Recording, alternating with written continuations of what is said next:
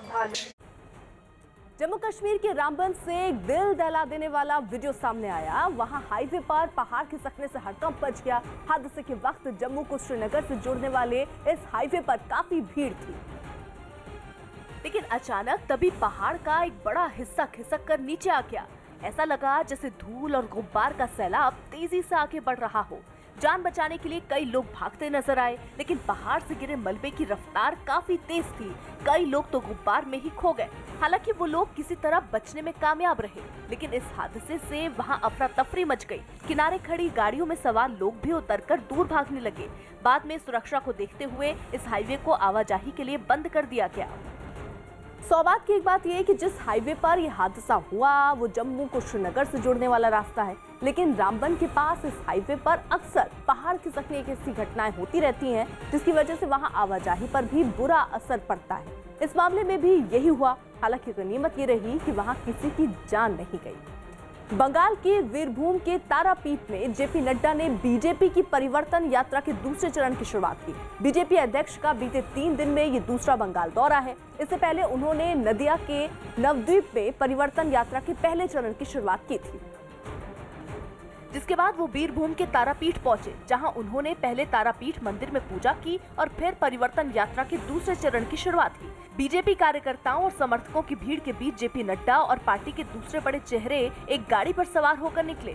इन नेताओं ने लोगों में जोश भरने में कोई कमी नहीं छोड़ी। बीजेपी अध्यक्ष ने तो एक हाथ में पार्टी का झंडा पकड़ा और दूसरे हाथ से कभी विक्ट्री साइन दिखाकर तो कभी मुट्ठी बांधकर लोगों का उत्साह बढ़ाया।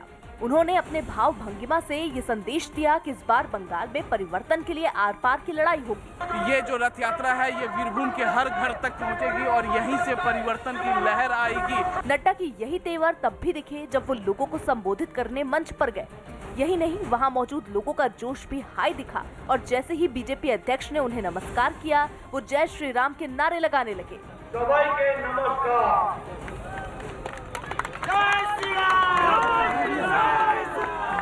इस बीच एक बार उनका माइक खराब हो गया और उन्हें उनकी जगह बदलनी पड़ी, लेकिन इससे उनका अंदाज नहीं बदला। उन्होंने केवल विकास ही नहीं बल्कि परिवारवाद के मुद्दे पर भी ममता को घेरा और टीएमसी में टूट का मामला उठा दिया। ये रेल बेटे सत्ता इनको बस्ती में मिल गई है और इसीलिए इतने साल काम करने के बावजूद भी मुकुल जी और राजीव जी, मंडल जी उनको छोड़कर कमल खिलाने निकल पड़े हैं। चुनाव में कुछ महीने बचे हैं। इससे पहले टीएमसी में भागम भाग मची हुई है और शुवेंदु अधिकारी, राजीव बनर्जी जैसे नेता बीजेपी में शामिल हो चुके हैं, लेकिन ममता बनर्जी की कोशिश है कि वो ये दिखाएं कि उन्हें इन नेताओं के जाने से कोई फर्क नहीं पड़ता। यही वजह रही कि वर्धमान में एक रैली को संबोधित करते हुए उन्होंने टीएमसी छोड़ने वाले नेताओं पर निशाना साधा। একটা দুটো দুষ্টু গরু কোথায় চলে গেল আর হাম্বা রাম্বা করে ডাক দিয়ে নিজের দুর্নীতি ঢাকতে চলে গেল।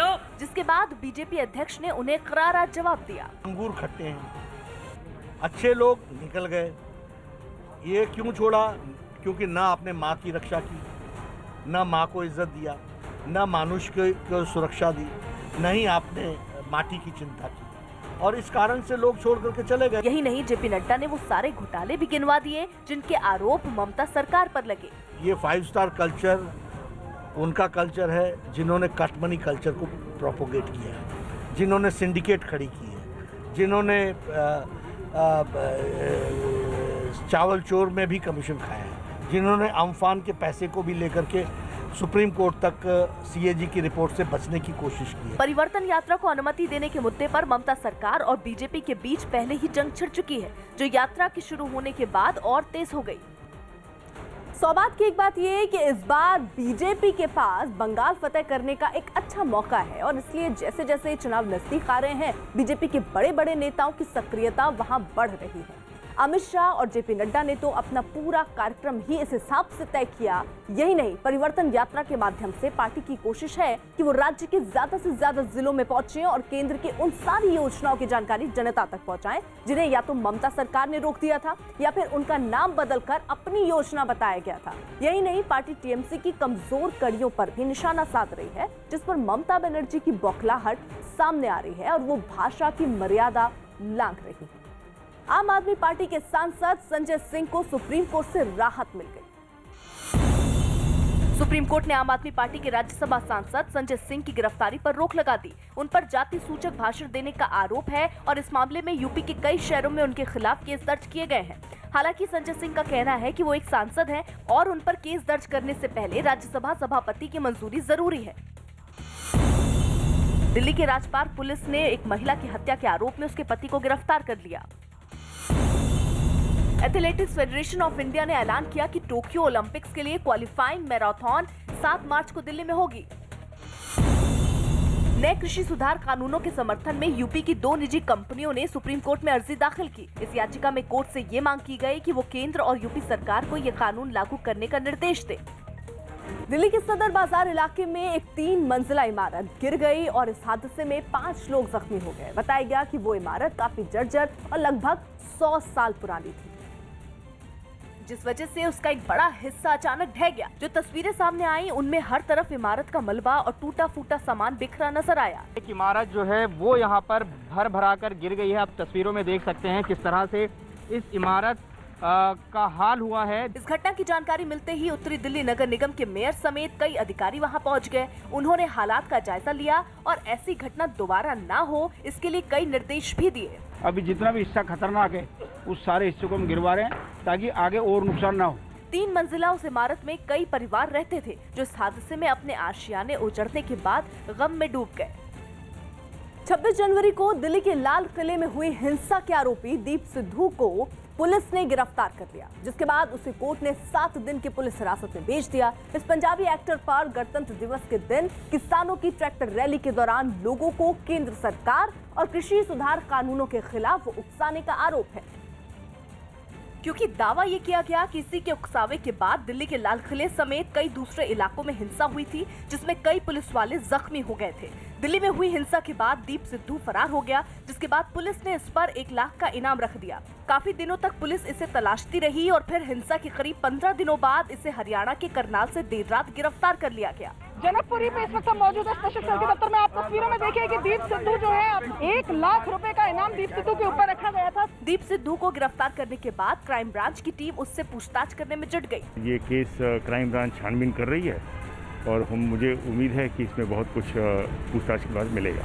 खबर है कि पुलिस से बचने के दौरान ये पंजाब, उत्तर प्रदेश, हिमाचल प्रदेश और हरियाणा के जिलों में रुका, लेकिन एक सूचना के आधार पर पुलिस ने उसे दबोच लिया। जिस वक्त दीप सिद्धू को गिरफ्तार किया गया उस वक्त वो वहां से भागने के लिए किसी के आने का इंतजार कर रहा था। न्यूज़ 18 के आनंद तिवारी की रिपोर्ट है कि हिंसा के बाद 26 जनवरी की रात को ही दीप सिद्धू अपना मोबाइल फोन बंद करके फरार हो गया था, लेकिन इसके बाद भी वो लगातार वीडियो बनाकर सोशल मीडिया पर डालता रहा।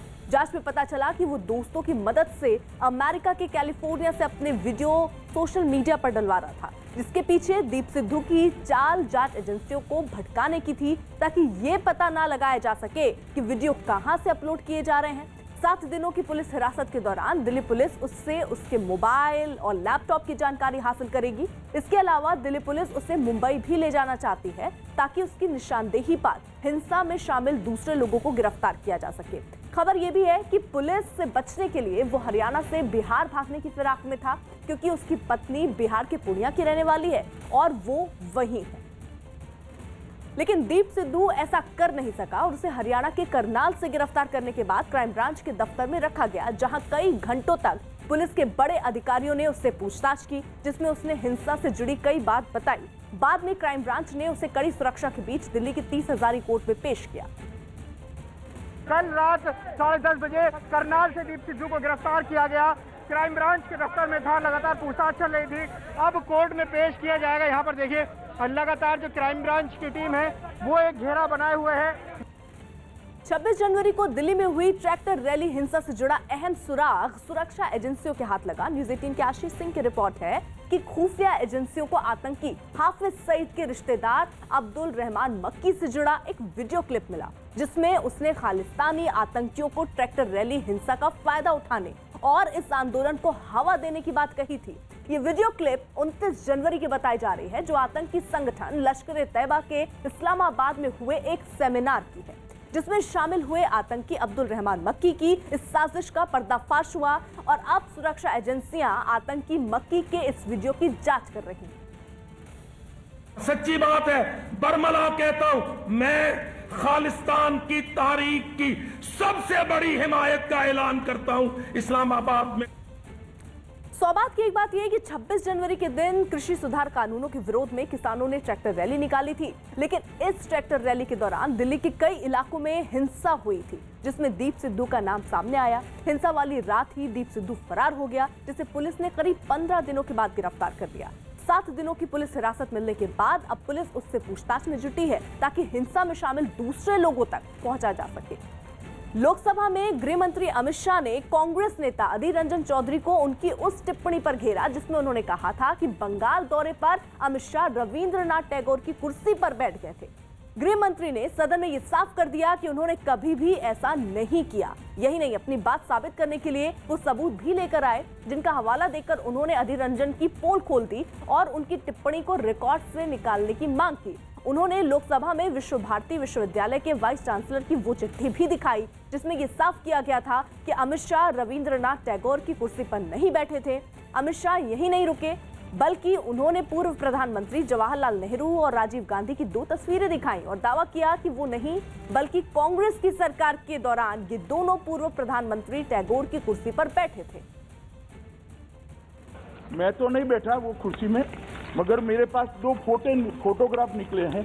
श्री जवाहरलाल नेहरू जी उस कुर्सी में बैठे हैं जहां पर टैगोर बैठा था, ये रिकॉर्ड पर है फोटोग्राफ। और दूसरा फोटो है श्री राजीव गांधी का, वो टैगोर साहब के सोफे में बैठकर आराम से चाय पी रहे हैं। ऑस्ट्रेलियन ओपन से सुमित नागल बाहर हो गए।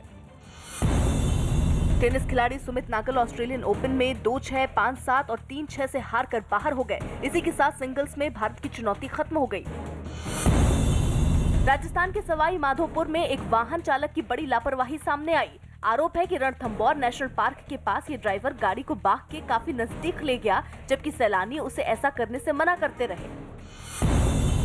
दिल्ली के पास नोएडा में एक फैक्ट्री में सिलेंडर फटने से आग लग गई। इस आग की चपेट में आने से 5 लोग झुलस गए। एक सिलेंडर में विस्फोट था और उसमें 5 लोग झुलसे थे, जिन्हें अस्पताल भिजवाया गया। मुंबई पुलिस ने डेबिट और क्रेडिट कार्ड के जरिए लोगों से ठगी करने के आरोप में 3 लोगों को गिरफ्तार कर लिया। ये आरोपी मलाड के अलग अलग बार में काम करते थे और वहां आने वाले ग्राहकों के कार्डों की क्लोनिंग कर उनके खातों से पैसे निकाल लेते थे। उत्तराखंड के चमोली में ग्लेशियर टूटने के बाद लापता हुए लोगों के घर वालों के आंसू थमने का नाम नहीं ले रहे। इस त्रासदी के शिकार ज्यादातर वो लोग हुए जो एक निजी कंपनी और एनटीपीसी के पावर प्रोजेक्ट पर काम कर रहे थे। लेकिन कुदरत की इस तबाही में उनके जिंदा होने की उम्मीद हर बीतते पल के साथ कम होती जा रही है। इस हादसे के बाद से पंजाब के लुधियाना के रहने वाले 4 लोगों की भी कोई खबर नहीं है। उनके परिवार वालों की हिम्मत भी अब जवाब देने लगी है। कोई सानू खबर नहीं मिलती पई, कुछ नहीं हो रहा ते असीं 4 जाने इत्थे पिंड दे विचों। लापता हुए लोगों के सुरक्षित लौटने की उम्मीद उत्तर प्रदेश के अमरोहा के 5 परिवार भी कर रहे हैं। यहाँ से 5 लोग मजदूरी करने उत्तराखंड गए थे, जिनका अभी तक पता नहीं चल सका है। हादसे के बाद से ही इन लोगों के परिवार में मातम पसरा है और इस तरह की तस्वीरें उत्तर प्रदेश के कई जिलों से सामने आई। मामले की गंभीरता को देखते हुए योगी सरकार भी उन लोगों की तलाश में जुट गई और सरकार के 3 मंत्रियों को उत्तराखंड भेजने के साथ ही हादसे पर नजर रखने के लिए राजधानी लखनऊ में कंट्रोल रूम बनाया गया। इस कंट्रोल रूम से लोगों को राहत और बचाव से जुड़ी तमाम जानकारियां दी जा रही हैं। उत्तराखंड में त्रासदी के बाद उत्तर प्रदेश सरकार भी एक कदम आगे बढ़ गई और लगातार सहायता की जा रही। मंत्रियों के अलावा राज्य के कई बड़े अधिकारियों की एक टीम भी उत्तराखंड के चमोली भेज दी गई। वरिष्ठ अधिकारियों की ड्यूटी लगाई गई है और यहाँ पे जो हमारा टोल फ्री नंबर है 1070, उस पर भी सूचना प्राप्त हो रही है। खबर है कि लापता लोगों की लिस्ट में लखीमपुर खीरी के सबसे ज्यादा लोग शामिल हैं।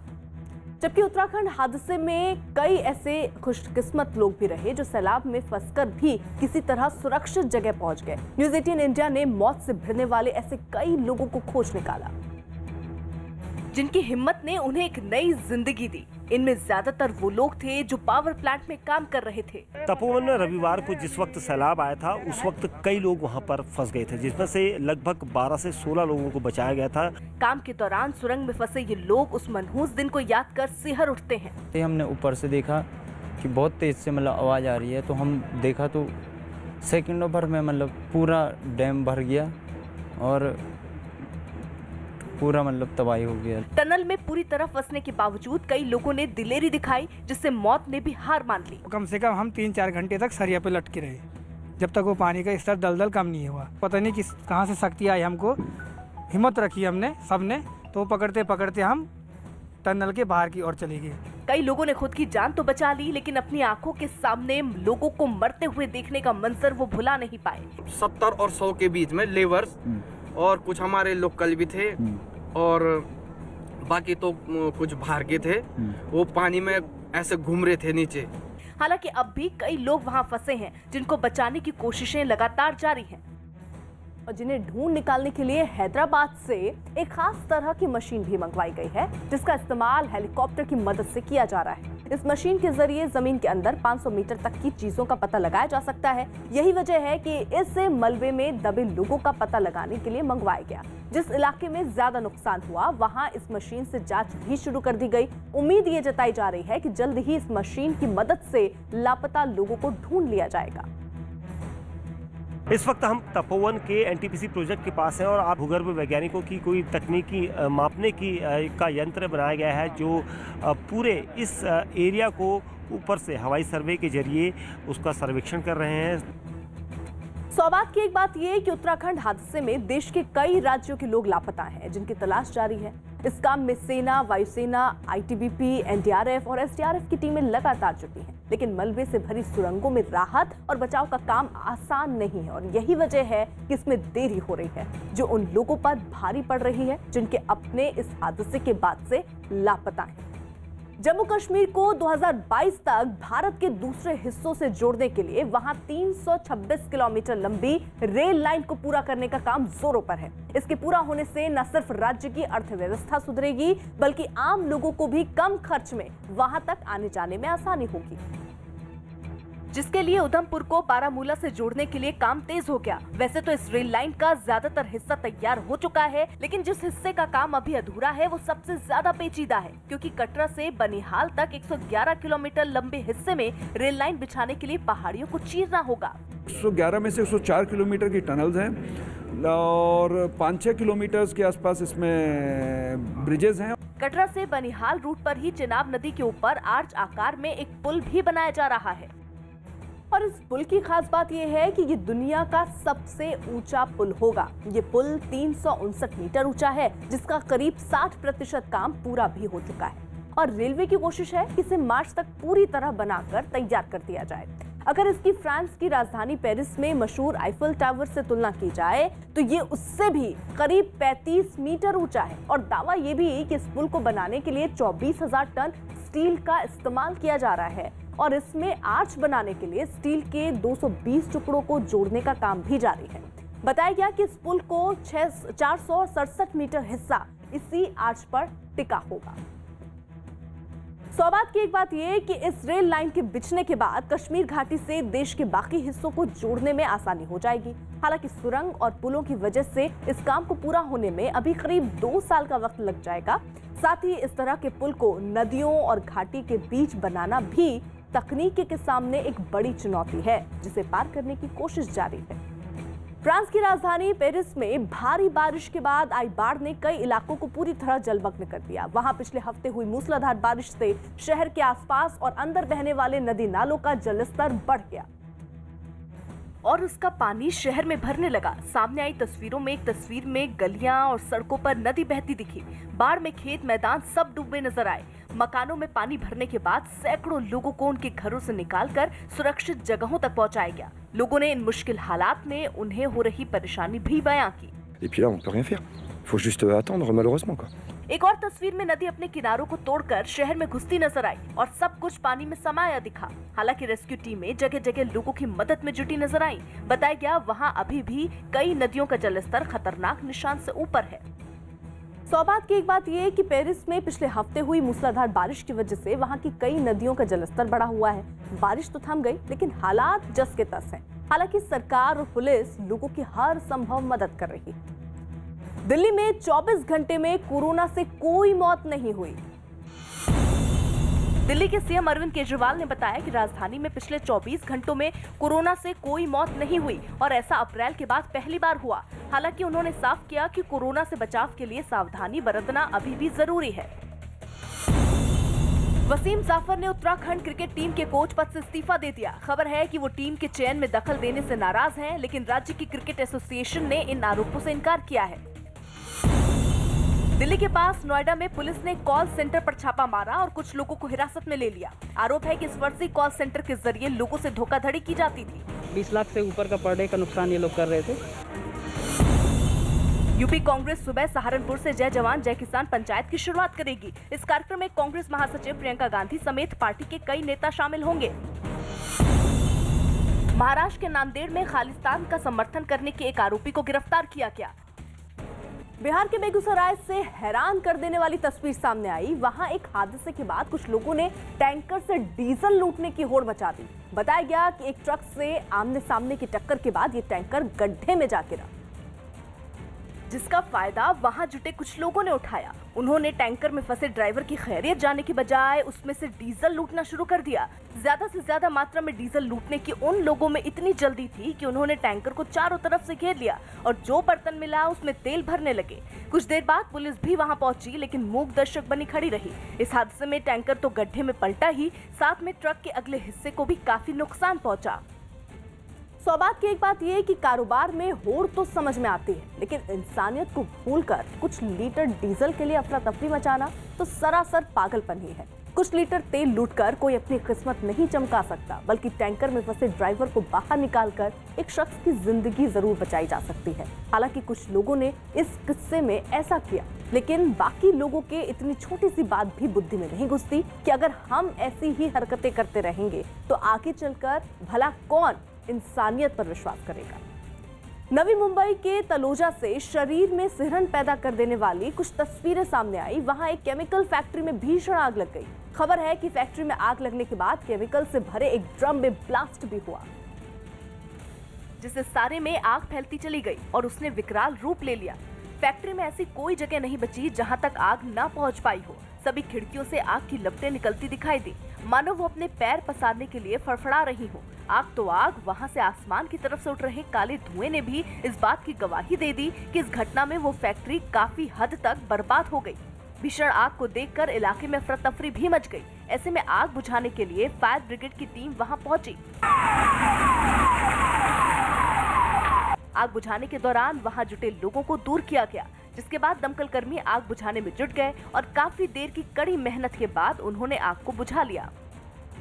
सौबात की एक बात यह है कि केमिकल में आग तेजी से भड़कती है और नवी मुंबई की इस फैक्ट्री में भी केमिकल का स्टॉक था, इसलिए आग बेकाबू हो गई। फैक्ट्री में काम करने वाले मजदूर और कर्मचारी वक्त रहते बाहर निकल आए थे। इलाके को कुछ देर के लिए सील भी करवा दिया गया था, वरना यह हादसा बेहद गंभीर हो सकता था। चुनाव आयोग जल्द ही 5 राज्यों में विधानसभा चुनावों की तारीखों का ऐलान कर सकता है। न्यूज 18 की नीरज कुमार की रिपोर्ट है कि देश के 5 राज्य तमिलनाडु, पश्चिम बंगाल, केरल, असम और पुदुचेरी में चुनाव होने वाले हैं और फरवरी ये तीसरे या चौथे हफ्ते में इन सभी राज्यों में चुनावी बिगुल बज सकता है। खबर है कि आयोग की टीम 10 से 12 फरवरी तक तमिलनाडु और पुदुचेरी में और उसके बाद केरल में चुनावी तैयारियों का जायजा लेंगी। ये टीम बिहार विधानसभा चुनाव कराने के लिए पश्चिम बंगाल और असम का दौरा पहले ही कर चुकी हैं, क्योंकि 24 मई से पहले आयोग को इन सभी राज्यों में चुनाव की प्रक्रिया पूरी करनी है।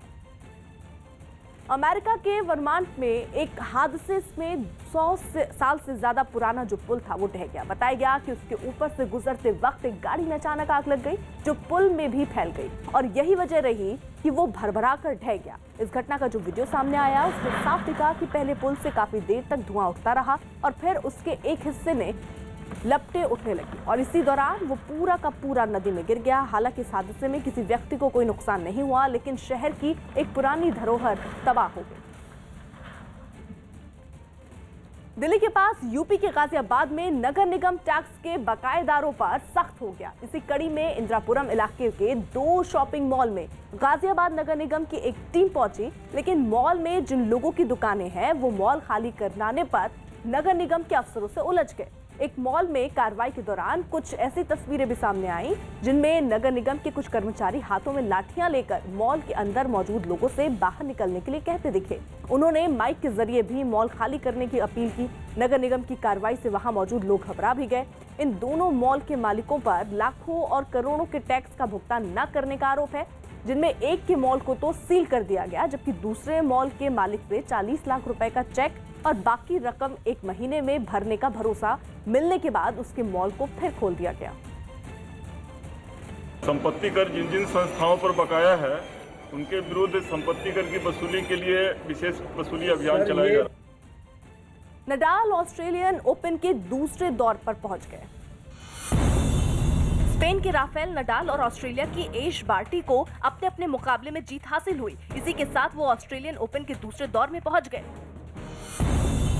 दिल्ली के पास नोएडा में पुलिस ने दावा किया कि उसने कुछ नकली नोटों के साथ 2 आरोपी गिरफ्तार किए हैं। इनके पास से करीब 18 लाख के नकली नोट बरामद हुए। जो जनरली खिलौने टाइप में यूज होता है उस तरह की करेंसी ये रिकवर की गई है। भारत और अफगानिस्तान के बीच एक वर्चुअल सम्मेलन हुआ जिसमें प्रधानमंत्री मोदी और अफगानिस्तान के राष्ट्रपति अशरफ गनी ने हिस्सा लिया। इस दौरान काबुल में बांध बनाने पर समझौता किया गया। सहतूत बांध परियोजना से काबुल शहर के नागरिकों को पेयजल सुविधा प्रदान होगी। चेन्नई टेस्ट में हार के बाद टीम इंडिया को बड़ा नुकसान हुआ और वो वर्ल्ड टेस्ट चैंपियनशिप की पॉइंट टेबल में दूसरे से चौथे स्थान पर खिसक गई। साथ ही इंग्लैंड की टीम पहले पायदान पर आ गई। संदिग्ध चीजों और विस्फोटकों का पता लगाने वाले सेना के खोजी कुत्ते अब जवानों की कोरोना जांच करने में जुटे हैं। यानी सेना को न तो RT-PCR या एंटीजन टेस्ट पर पैसा खर्च करने की जरूरत है और न ही रिपोर्ट का इंतजार करने की जहमत। सेना की K9 डॉग स्क्वाड के कुत्ते पसीनों को सूंघकर उसी वक्त बता सकते हैं कि किसी सैनिक को कोरोना है या नहीं। और इसका सबूत पेश करने के लिए सेना ने हमें इन कुत्तों के काम करने का डेमो भी करके दिखाया। इसके लिए जमीन पर रखे पहले 2 डिब्बों में कोरोना नेगेटिव सैंपल डाले गए, फिर तीसरे डिब्बे में एक कोरोना पॉजिटिव सैंपल रखा गया। इसके बाद कुत्ते को छोड़ दिया गया। पहले 2 डिब्बों को सूंघकर तो कुत्ता तुरंत आगे बढ़ गया, लेकिन तीसरे डिब्बे पर आते ही उसने उसे लपक लिया। वो उसके पास ही बैठ गया। इसके बाद पॉजिटिव सैंपल की जगह बदलकर उसे 5वें डिब्बे में रखा गया, लेकिन कुत्ते ने फिर बिल्कुल सही नतीजा बताया। वो 5वें डिब्बे के पास बैठ गया। सेना में शामिल जो कुत्तों का दस्ता है वो अभी तक या तो एक्सप्लोजिव सूंघा करते थे और उनको डिटेक्ट किया करते थे, लेकिन ये आप देख सकते हैं कि डॉग्स जो है ये अब कोविड-19 को आसानी से पकड़ पाएंगे। इसके बाद दूसरे कुत्ते की बारी आई। उसने भी पहले कुत्ते की ही तरह चुटकी बजाते ही कोरोना पॉजिटिव सैंपल की पहचान कर ली। जो टिश्यूज में डैमेज होता है पैथोजन की वजह से, वोलेटाइल मेटाबॉलिक बायोमार्कर वो यूरिन और स्वेट में के थ्रू बाहर आते हैं, तो डॉग को हमने उसी पे इम्प्रिंट किया है। सेना के ये कुत्ते अब तक करीब 4000 सैंपल की जांच कर चुके हैं, जिनमें इन्होंने 22 कोरोना पॉजिटिव सैनिकों की पहचान भी की है। 12 से 16 हफ्तों की ट्रेनिंग के बाद ये कुत्ते ऐसे धुरंधर हो चुके हैं कि सैंपल की जांच करने में 12 सेकेंड भी नहीं लेते। सौभाग्य की एक बात ये कि LAC पर चीन के साथ तनाव की वजह से वहां सेना की तैनाती लगातार बढ़ाई जा रही है और इसके लिए देश के अलग अलग हिस्सों से जवानों को वहां भेजा जा रहा है। लेकिन भारतीय सेना किसी कोरोना पॉजिटिव जवान को फॉरवर्ड पोस्ट पर भेजने का जोखिम मोल नहीं लेना चाहती, इसलिए उसने अपनी डॉग स्क्वाड को ही कोरोना की जांच करने की ट्रेनिंग दे दी। इससे RT-PCR या एंटीजन टेस्ट में लगने वाला वक्त और खर्चा दोनों बच रहे हैं। 2 कुत्ते तो चंडीगढ़ में तैनात भी कर दिए गए हैं और 6 की ट्रेनिंग मेरठ में चल रही है। म्यांमार में सैन्य तख्ता पलट के बाद जारी प्रदर्शनों के बीच एक बार फिर राजधानी नेपिडा में भारी हंगामा हुआ। लोकतंत्र गंवा चुके लोग अपना विरोध जताने के लिए सड़कों पर उतरे और पुलिस से भिड़ गए, जबकि उन पर न केवल पानी की बौछार की गई बल्कि रबर की गोलियां भी दागी गईं। लेकिन गुस्साए लोग इसकी परवाह किए बिना डटे रहे। उन्होंने पुलिस के डर से पीछे हटने के बजाय इन हमलों का सामना किया। इस दौरान कुछ प्रदर्शनकारियों ने पत्थरबाजी भी शुरू कर दी। देखते ही देखते पूरी सड़क पत्थरों से भर गई। इससे पहले पुलिस के जवानों ने बैरिकेड लगाकर प्रदर्शनकारियों को रोकने की पूरी कोशिश की, हालांकि वो इसमें सफल नहीं हो पाए।